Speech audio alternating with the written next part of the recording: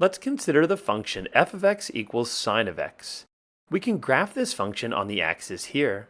We can plot a single point on the curve and draw the tangent line to the curve at that point. Moreover, we can measure the slope of this tangent line. As we move the point along the curve, we see that the tangent line changes, and so the slope of the tangent line varies. But as we move the point, we can see that the slope of the tangent line varies everywhere between -1 and 1. Let's be a little bit more specific, and on a second axis system, let's plot the slopes of the tangent lines as we move along the curve f of x equals sine of x. As we do this, we see that the slopes map out the graph of a function.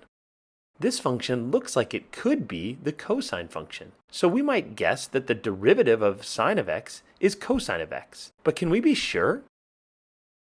One way to check is to use the definition of the derivative, where we see that the derivative of sine of x is given by the limit as h goes to 0 of sine of x plus h minus sine of x over h.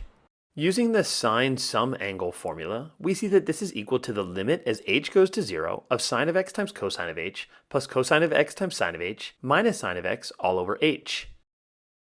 Then we can rearrange the terms in the numerator of this fraction. We can split the fraction into the sum of two fractions and recognize that the limit of a sum is equal to the sum of two limits, as shown here.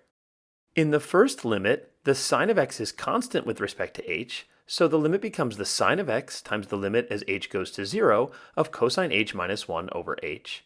And in the second limit, the cosine of x is constant, so this limit becomes cosine of x times the limit as h goes to 0 of sine of h over h.